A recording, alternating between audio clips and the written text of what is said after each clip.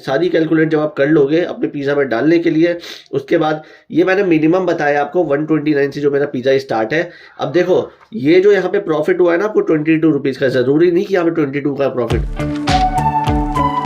Hey guys, welcome back to my new blog. तो कैसे हैं आप लोग? आई होप कि आप लोग अच्छे होंगे। और अभी मैं नहा धो के रेडी हो गया हूँ। अभी मुझे जाना है मंदिर पूजा करने के लिए, क्योंकि आप सभी को पता है कि आज महाशिवरात्रि है। तो आप सभी को मेरी साइड से हैप्पी महाशिवरात्रि। तो चलो फिर निकलता हूँ, मंदिर के लिए पूजा करनी है। मुझे मंदिर आने में थोड़ा सा लेट हो गया था, 11:30 बज गए थे, क्योंकि यार मॉर्निंग में वीडियो अपलोड करता हूँ तो फिर तो टाइम लग जाता है।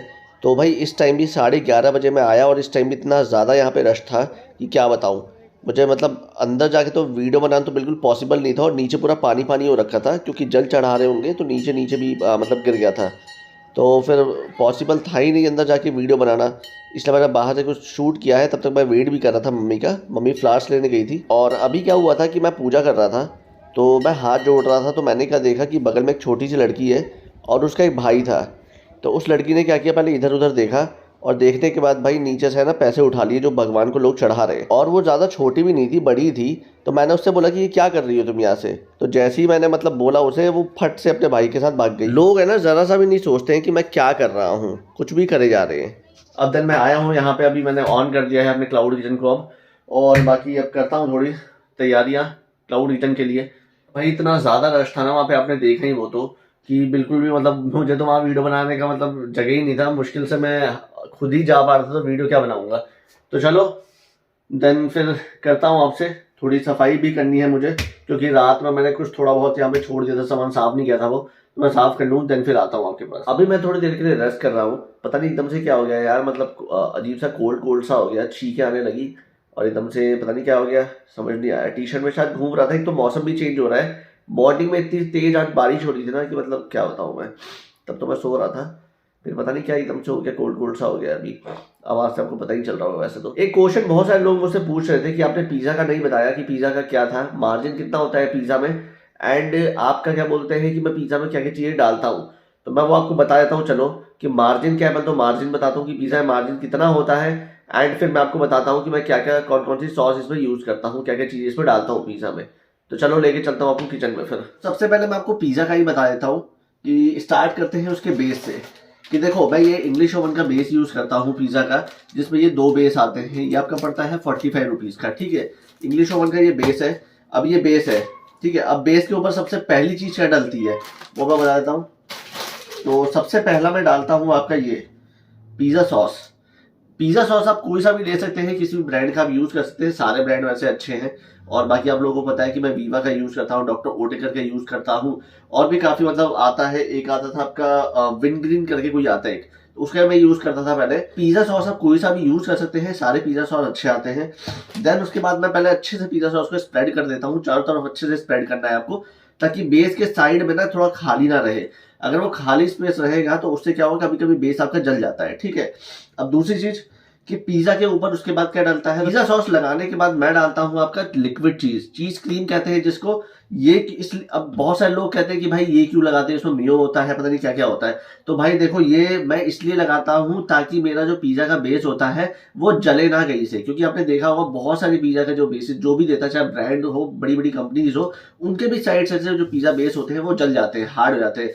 तो मैं क्या करता हूँ, मैं भाई पूरे मतलब अच्छे से स्प्रेड कर देता हूँ चीज़ वगैरह को। तो उससे क्या होता है, वो जलता नहीं है मेरा, हार्ड नहीं होता है, सॉफ्ट हो जाता है। और इसको लगाने का एक और भी सबसे बड़ा रीजन ये होता है कि जो आपका बेस होता है वो बहुत सॉफ्ट कर देता है ये। क्योंकि जैसे ये लिक्विड होता है, मेल्ट होता है, तो ये बेस के अंदर जाके सोख लेता है, तो बेस उसका ना हल्का हल्का सा सोखने लगता है। तो उससे क्या होता है, हमारा जो पिज़्ज़ा का बेस होता है वो बहुत ज्यादा सॉफ्ट हो जाता है, तो कोई खाएगा तो उसे बहुत ज्यादा चीजी लगेगा। हमें डालना है मोज़रेला चीज, जो कि आप कोई भी यूज कर सकते हो, चाहे ब्रिक यूज करो, आप अमूल का ले लो, उसका पैकेट जो आता है, कोई भी आप यूज कर सकते हो। मोज़रेला चीज आपको यूज करना है, वही टेस्ट को भाई इनहेंस करता है, उसी की वजह से टेस्ट अच्छा लगता है। बाद क्या डालना है आपको, वेजीज वगैरह जो भी आपकी टॉपिंग है आपको वो टॉपिंग डालनी है। एंड देन अगेन आपको डालना है फिर उसके बाद से थोड़ा सा मोज़रेला चीज। उससे क्या होगा कि आपकी जो टॉपिंग होगी वो अच्छे से मतलब कि ना चिपक जाएगी उसके ऊपर, अच्छे से मतलब देखने में भी अच्छा सा लगेगा। तो यही सब चीजें हैं जो कि मैं अपने पिज्जा में डालता हूँ। आई होप कि अब आपको समझ आए हो। काफी सारे लोग भाई मुझसे पूछते हैं कि आप क्या डालते हो क्या डालते हो, तो यही सब चीजें हैं जो कि मैं डालता हूँ, इसी से टेस्ट बहुत अच्छा आता है। बाकी देखो ये आपके बनाने के ऊपर है कि आप किस तरीके से उसको बना रहे हो, आप अच्छे से बना रहे हो कि नहीं बना रहे हो, उसको आप अच्छे से बेक कर रहे हो कि नहीं कर रहे हो, वो भी बहुत मैटर करता है इसमें। तो चलो मैं बताता हूँ कि पिज्जा का मार्जिन कितना होता है, कितना इसमें प्रॉफिट आप कमा सकते हो। आ जाओ। तो अब हम समझते हैं कि पिज्जा में मार्जिन कितना है। ठीक है, तो सबसे पहले हमें पिज्जा बनाने के लिए क्या जरूरत होती है, पिज्जा बेस। देन हमें चाहिए होता है आपका कौन सा, जो मैंने आपको बताया था, ये देखो, ये पिज्जा सॉस। देन हमें चाहिए होता है ये वाइट चीज़, जो कि लिक्विड चीज़ भी कहते हैं, तो यहाँ पे लिख देता हूँ मैं चीज़। देन हमें चाहिए वेजीज। वेजीज से पहले हमें चाहिए होता है मोज़रेला चीज़। तो इसको हम ऊपर नीचे कर देंगे बाद में, ठीक है, बात वही हो जाएगी। तो पिज़्ज़ा बेस कितने का आता है मेरा, 45 रुपीज़ का। मेरा एक कितने का हो गया, 22.2 रुपीज़ का। पिज़्ज़ा सॉस, तो मेरी पिज़्ज़ा सॉस चलती है भाई 10 रुपये की। देन आपका आता है कि चीज़ कितनी डलती है, चीज़ मैं 10 रुपये की डालता हूँ। वेजीज भी मैं डालता हूँ 10 रुपये की, कम ही डालता हूँ, बट मैं मैक्सिमम लेके चल रहा हूँ ये वेजीज का। यहाँ पे आप 5 रुपीज़ भी कर सकते हैं इसको, क्योंकि ज़्यादा से ज़्यादा 5 रुपीज़ है, 10 रुपये मतलब कम ही का लगता है, ज़्यादा का लगता नहीं है। देन मोज़रेला चीज़ की बात करें तो ये 10 रुपीज़ का। जो हमारा पे ये वाला चीज़ होता है ना, ये वाला लिक्विड चीज़, ये कम का आता है, बट मैं इसको ज़्यादा मैक्सिमम लेके मैं सारी चीज़ें चल रहा हूँ, ताकि बाद में आपको भी प्रॉब्लम ना हो कि आप भी अगर ज़्यादा लगा देते हैं तो आपको लॉस ना हो उसमें। ठीक है, अब इसको हम कैलकुलेट कर लेते हैं। 22.5 plus 10 plus 10 plus 10 and plus 10, तो 10 20 30 40 50 60 62 पॉइंट। ये हमारा कौन सा कॉस्ट बना है, ये हमारा मेकिंग कॉस्ट है। ठीक है, पिज़्ज़ा बनाने में जो कॉस्ट आया है ये है हमारा 62.5 रुपीज़ का। अब मैं निकालता हूं इसमें कमीशन, जो कि जोमेटो लेता है।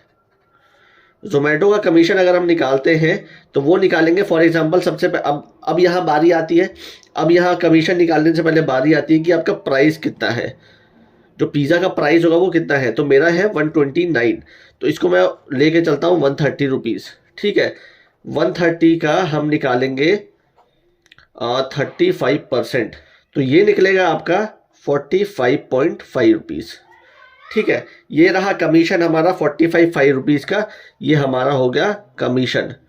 और ये कहा गया हमारा मेकिंग, ये मेकिंग है, ये आपका कमीशन है। अब हम करते हैं 130 रुपीज़ से माइनस करते हैं सबसे पहले 45.5 रुपीज़ को, 45 ही कर देते हैं, 5 बाद में हम लेस कर देंगे। ये आपका कमीशन है, तो ये कितना हो गया, ये हो गया आपका 85 रुपीज़। ठीक है, अब 85 रुपीज़ में से क्या लेस करेंगे हम, अब हम करेंगे मेकिंग कॉस्ट 62 पॉइंट, तो 62 ही ले लेते हैं। तो इसको आ गया 3, 8 में से 6 गए तो 2, तो ये आपका 23। तो 23 में से हमने ये भी 5 पैसे यहाँ पे छोड़े थे और ये भी 5 पैसे, तो 1 रुपये हो गए, तो ये माइनस कर दो 1 रुपये, तो बन गया आपका 22 रुपीज़। तो ये है आपका फाइनल प्रॉफिट। तो भाई अब समझ आ गया होगा, आई होप का आपको, कि किस तरीके से कैलकुलेट करना है। दोबारा समझा देता हूँ जिसको नहीं आया समझ। पिज़्ज़ा बेस आपको लेना है, पिज़्ज़ा सॉस लेते हैं, चीज़ लेते हैं, वेजीज लेते हैं, मोज़रेला चीज़ लेते हैं। ये सारी कैलकुलेट जब आप कर लोगे अपने पिज़्ज़ा में डालने के लिए, उसके बाद ये मैंने मिनिमम बताया आपको 129 से जो मेरा पिज़्ज़ा स्टार्ट है। अब देखो ये जो यहाँ पे प्रॉफिट हुआ है ना आपको 22 रुपीज़ का, ज़रूरी नहीं कि यहाँ पे 22 का प्रॉफिट हो। अब मैं यहाँ पे चेंज कर देता हूँ, वेजीज की जगह फॉर एग्जाम्पल पनीर है, तो पनीर पिज़्ज़ा सीधा मेरा 149 से स्टार्ट होकर 170 तक जाता है। ठीक है, ऐसे में आपको यहाँ पे ज़्यादा प्रॉफिट हो जाएगा। फिर 22 की जगह हो सकता है कि आपको 40 भी हो जाए, हो सकता है कि आपको 50 भी हो जाए, हो सकता है 80 भी हो जाए। मेरे जितने बड़े बड़े पिज़्ज़ा हैं उसमें मुझे आराम से 100 रुपये से लेके 150 भी हो जाता है, कभी कभी मेरे को 180 भी हो जाता है। ठीक है, तो ऐसा नहीं है इसमें कि नहीं, आपको ये दिख रहा होगा कि कम प्रॉफिट है, बट मेरी नज़र में ये बहुत ज़्यादा प्रॉफिट है, अच्छा प्रॉफिट है, इसको कहते हैं डिसेंट वाला, कम नहीं कहा जाएगा इसे। तो आई होप कि आपको ये पूरी कैलकुलेशन समझ आ गई होगी। बाकी आप भी ऐसी कैलकुलेट कर लेना, जो भी आप मतलब पिज़्ज़ा वगैरह बनाते हो, जो भी आप सामान डालते हो उसको आप कैलकुलेट कर लेना। मैंने अपने सामान के हिसाब से ये सारी चीज़ें कैलकुलेट की है, तो आप भी अपने हिसाब से कर लेना कि भाई मैं इतना इतना इतना इतना डालूंगा तो मुझे कितना प्रॉफिट होगा। तो गाइस अभी मैंने एक ऑर्डर दिया, और अभी पता है आजकल पता नहीं क्या हो गया, मौसम चेंज हो रहा है, क्या हो गया, अभी थोड़ा सा ना मेरे मतलब जुकाम जुकाम सा हो रहा है और कोल्ड हो गया, पता नहीं कैसे एकदम से। मुझे लग रहा है कि मैंने शायद ना एक्सरसाइज की थी, टी शर्ट में ही एक्सरसाइज कर रहा था, फिर उतार दी शायद, इसलिए क्या हो रहा है कि क्या हो रहा है। और बारिश भी हुई थी मॉर्निंग में, मौसम चेंज सा हो रहा है, तो उससे बहुत ज़्यादा कोल्ड हो गया है, तो इसलिए मैंने आपसे ज़्यादा बात भी नहीं की। और भाई ऑर्डर्स भी आते थे तो मेरे पास बिल्कुल टाइम नहीं मिल रहा था बात करने का। आई होप कि आपको वो चीज़ें समझ आ गई हुई जो मैंने आपको समझाई थी, कि कैसे कैलकुलेट करना है, मार्जिन कैसे निकालना है, पिज़्ज़ा बेस आपका जलता है तो उसके अंदर क्या करना है, क्या क्या चीज़ें मैं डालता हूँ उसके अंदर, तो वो सारी चीज़ें आपको समझ आ गई होगी। तो चलो आज के ब्लॉग को यहीं पे एंड करते हैं। आई होप आपको आज का ब्लॉग अच्छा लगा होगा, पसंद है तो लाइक करें, शेयर करें और सब्सक्राइब करना ना भूलें। तो चलो फिर आज का ब्लॉग यहीं पे एंड करते हैं, क्योंकि काफ़ी लेट भी हो गया, मुझे वीडियो भी एडिट करनी है और मेरी ऐसी हालत नहीं हो रही है, तो मैं बिल्कुल अभी बात नहीं कर पाऊंगा। मैं सीधा रेस्ट करूंगा थोड़ा, फिर उसके बाद वीडियो एडिट करूंगा। तो चलो मिलते हैं अगले ब्लॉग में, तब तक अपना ध्यान रखें। Okay bye.